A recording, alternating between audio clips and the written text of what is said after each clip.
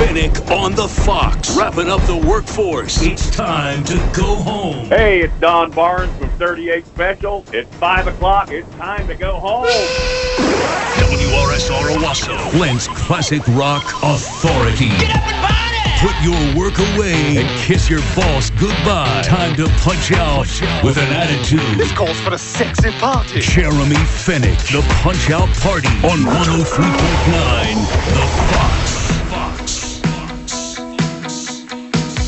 Flint's Classic Rock Authority, 103.9 The Fox. Black Crowes, hard to handle. Fenech on the Fox, getting you home Thursday afternoon. A nice-looking fall afternoon in Michigan. Oh, is it still summertime? Yeah, you could have fooled me.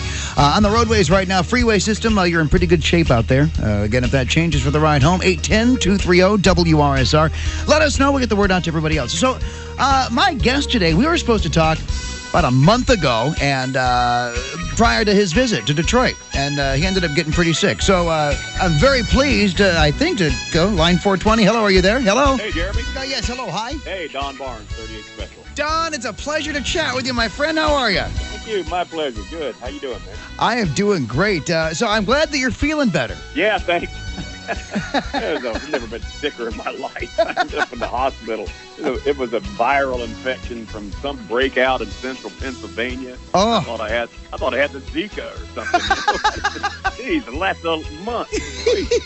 Well, I'm so glad you're feeling much better. Obviously, we were supposed to talk prior to, but you put on a great performance rocking the riverfront down in Detroit. Yeah, that was a lot of fun. Yeah. And you are still right in the dead smack center of this tour. Going to wrap it up in Dover, Delaware, October 13th. So, Don, let me ask you this. Give me an idea. What is the big difference between touring in 2017 versus back when you first started in the 70s? What's the big difference? Well, let's see. The big difference is, the roads are worse. There's more potholes, No, but back then, they'd stack 3 acts on the show.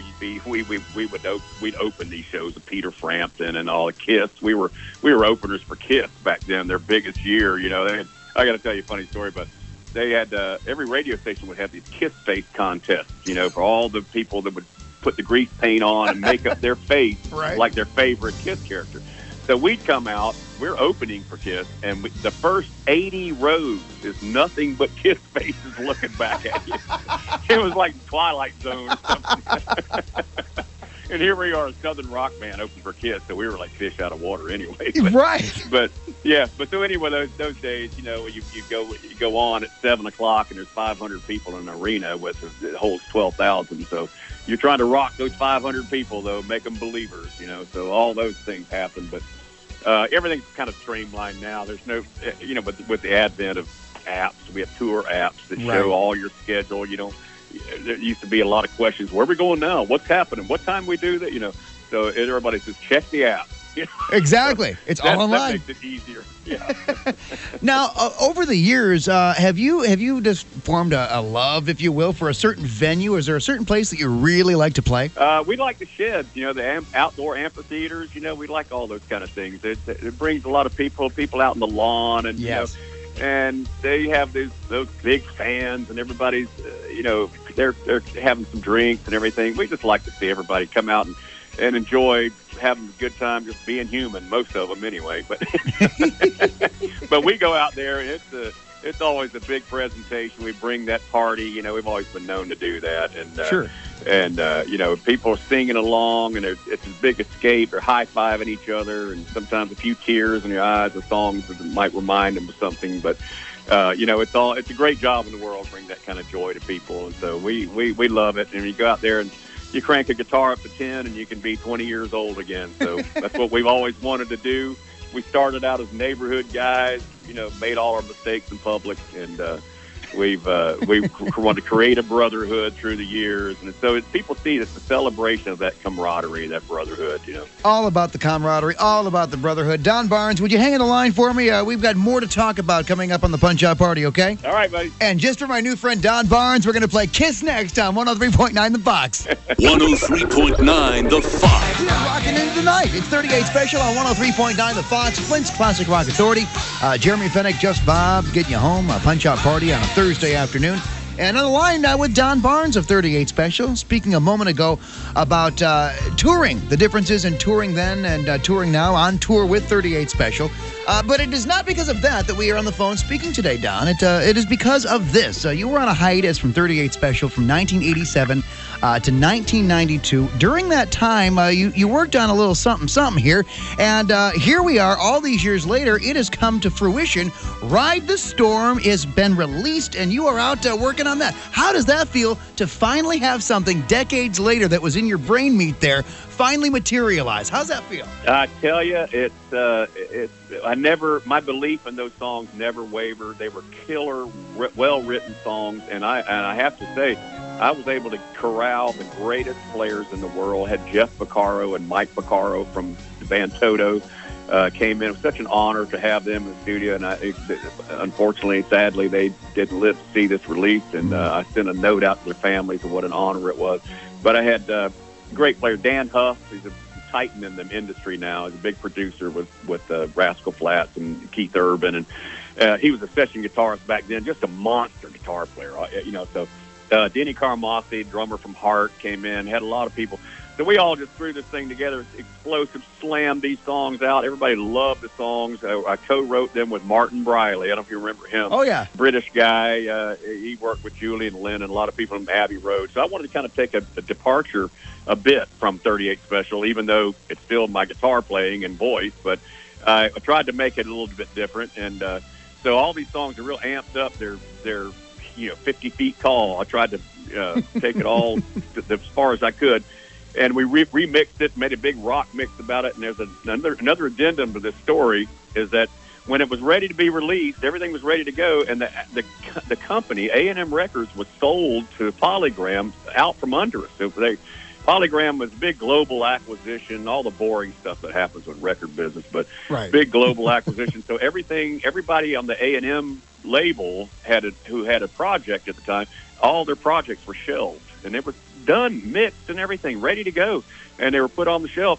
So through the years, my manager and I, we tried to get these master tapes. We wanted to buy them from them, and then through the years, Universal ended up buying Polygram, just a huge umbrella company now. A&M Records is under the umbrella of Universal Music now. So, but they're not about making deals and with master tapes. It's all about acquisitions and Sure. holdings. Sure. And so I figured they probably want to release it posthumously or something. So last year, Andrew McNeese from MelodicRockRecords.com. He's got a record company in Australia. He wanted to release this compilation, 2 CDs and bonus tracks and everything. And I said, yeah, I'd love to. Now, let me just preface this. The last day when I left the studio years and years ago, the guy made me a final mix of the rock stuff and gave me a box, a 2-track tape with red ink. He wrote all the song titles in red ink. So I had this copy. So through the years, I'd moved 3 times. Now, I'm going to tell you, Andrew had done searches through Universal Music, 3 extensive searches, and they had destroyed the masters. Oh, my. All that work of all the guys that aren't even with us today, all their performances, everything was gone. And they said, don't bother us anymore. After 3 searches, we don't have them. They've been destroyed decades ago, whatever. So I was left holding the only existing copy in the world. Unbelievable. And I couldn't find it. I'd moved 3 times, and the guy said, we want to put this together. We want to make a great package and nice artwork and everything. I said, yeah, I'd love to do that if I could find it. So I was through the attic, and the basement and the storage bins and everything, and I couldn't find it. And my son, turns out he had borrowed it because he enjoyed listening to it. And he had some storage bins in my basement, just stored junk of his, and I looked over and I thought, well, maybe Jason's got maybe it's in his junk. So I pulled all the lamps and ashtrays out and everything, and there in the bottom of the storage bin, I saw the red ink on the corner of that box, and I about fell out. He was pretty shook up when I told him. I said, man, he said, Dad, I didn't realize I had the only copy in the world. So it's just as fresh and relevant, those songs, they live on today, and we took them and mastered them, and it's just killer, punchy, and, and nothing's been touched up. They're exactly the way they were back that long ago.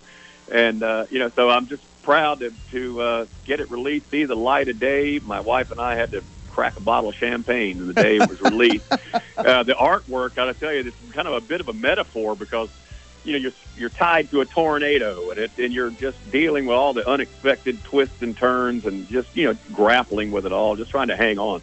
So that really told the story in itself in a picture, so it's glad to see it get justice today. That's an amazing piece of work. Ride the Storm from Don Barnes. We'll talk more with Don in just a moment here on 103.9 The Fox. Thanks so much, Don. Thank you. My pleasure. This is Fenech on the Fox. Hold on loosely. That's 38 Special on 103.9 The Fox. Fenech on the Fox. It's the Punch-Out Party. Get you home. And Don Barnes of 38 Special and his new album, Ride the Storm. And as a matter of fact, you're out still touring with 38 Special. That's still a thing, obviously. Now, 38 Special is still going strong. We still do 100 cities a year. Oh, sure, yeah. And so we actually play 3 songs from Ride the Storm in the show. So people were saying, well, you're going to put a solo group together and go promote this? Why? We've played thousands and thousands of people every night. So and I've got the greatest guys in the world right behind me, so we're playing this song. People are just amazed. And I got to tell you, I had a fantasy all those years, like the song Ride the Storm and a lot of those songs. I just always thought about, man, these would be so killer live. I would just want to play them live. And now I get to do that, and it just kills. With 38 Special behind you. That's got to be awesome. Yeah, it's great. Okay, now, Don, it's time for the serious questions. These are the questions that philosophers stay up at night thinking about. When you're on tour, do you prefer to fly or drive? Oh, I'd probably fly. Yeah, fly. That's quicker. The roads are different, potholes, everything else. The tour buses they're okay, but Gotcha. I don't know where that infrastructure money went to, but it's not going to patch those roads. Exactly. All right, now, if you could, in a perfect world, living or dead, who is the perfect person that you would love to have a jam session with? Well, I always wanted to be Eric Clapton when I was a kid. I never got to meet him. I always copied. I used to slow the records down and learn every lick, so I'd love to sit and jam with him. Vocally, Paul Rogers, he's the best in the world, I've seen him a few times, actually met him, so it was a real, one of the bucket list things you scratch off, but a big idol of mine. All right, now, Don, one final question. Einstein himself struggled with this one. What do you prefer, side A or side B? Side. That's an antiquity right there, right? Side.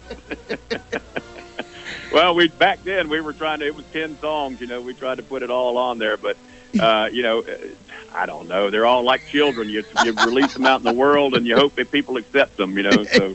Exactly. So did you have more 8-tracks or records growing up? Well, let's see. We've had some 8-tracks a long time ago, but yeah, I've got some boxes of album LPs.